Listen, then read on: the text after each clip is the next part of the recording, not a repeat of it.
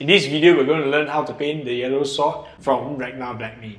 That the entirety of the cosmos is accessible to each and every individual's mind, connecting to the great mind, the great spirit.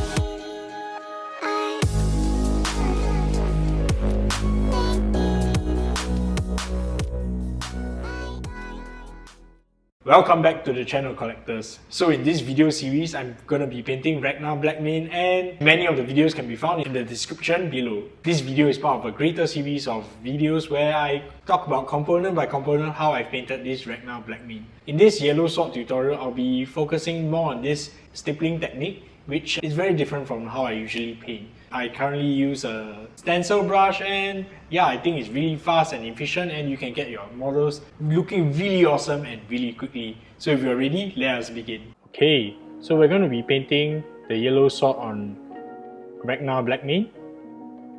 So what we're going to do now is I'm going to use pure Chimera magenta, and I'm going to create a magenta base just by stippling.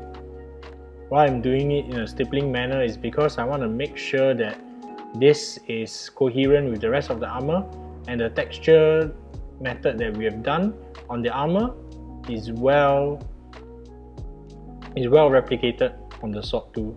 Okay, I'm adding in a little bit of German camo beige to create some highlights now. Again, using this stippling technique.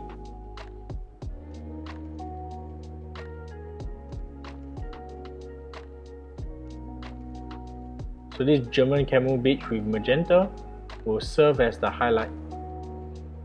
As you guys can see, at this stage I'm trying to make sure the highlight is really big, and I'm only leaving just a little bit of the pure magenta showing at the bottom.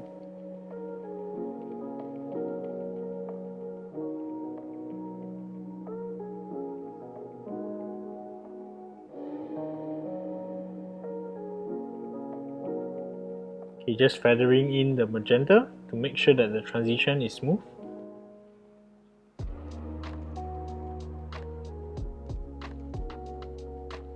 I'm going to do the reverse edge too, using the same method.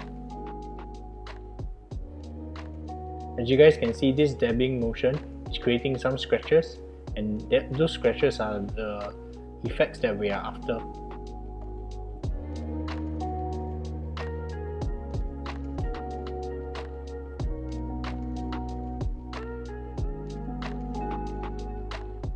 Okay, now I'm going to be using a little bit of sea green from volume watercolor to create the highest highlight. At this stage, you can use any cold blue to create an highlight. So what I'm trying to create is a cold highlight because I'm trying to paint Ragnar Blackmane in a cold environment. So we're going to do this for the reverse edge just as well.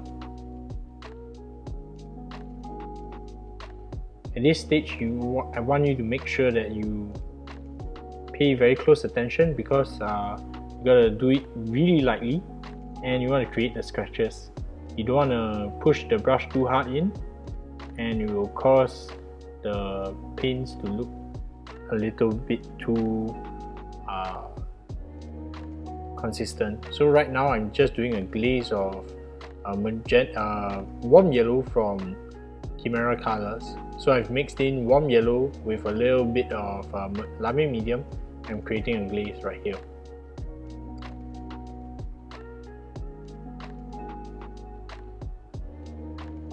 Okay, so you want to make sure that the entire surface is evenly glazed. You're going to do this with a soft brush so it doesn't leave any brush marks.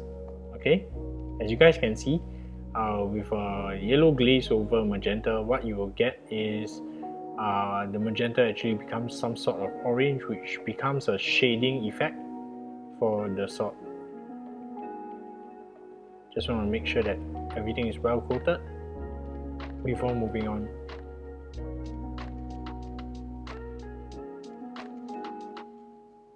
Alright, so right now I'm going to be adding in a little bit of the this cool white color with a bit of warm yellow to create a stronger highlight.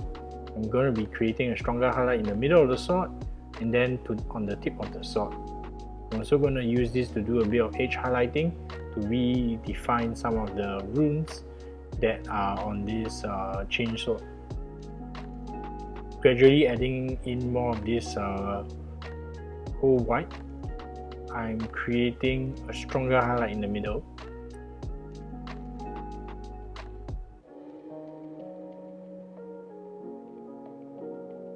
And cleaning up some of the edges here, making sure that there is yellow highlight at the bottom.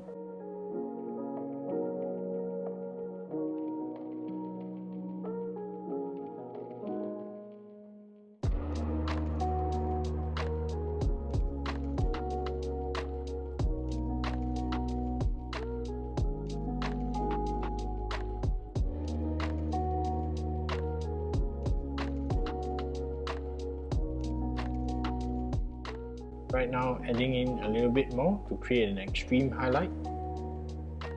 So this extreme highlight really re-emphasizes the shine of the sword, and I think that because it's a cool highlight, it also creates some contrast, which I find quite attractive on this chainsword.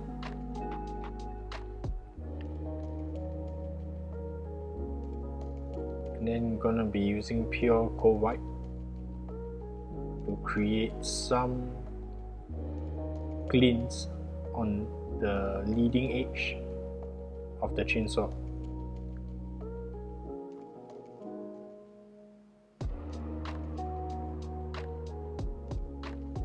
Just picking out some details right here.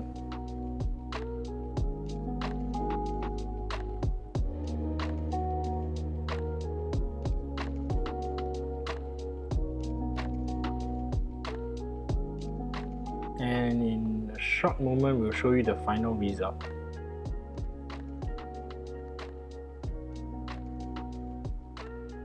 So this is the final product. I hope you find this useful. So as you guys can see, that was really quick. So in the next video tutorial, I'll be covering how to do the gold parts on Ragnar Blackmane, namely the trims and the belt that he has on his front. So what do you think about this? Let me know in the comments below. So if you found this video tutorial useful, you might want to support the channel even further by becoming a patron. Patrons get early access to many of my videos, and for this series you guys get a Ragnar Blackmane's tutorial on how I paint the face. I go really in depth about how I paint the face, and I hope you would be interested to learn how the face is painted. However, if you can't become a patron, that's okay too. I really appreciate you watching to the end. If you could, like, subscribe and all the other stuff because it really helps the channel. And I'll see you in the next video. See you.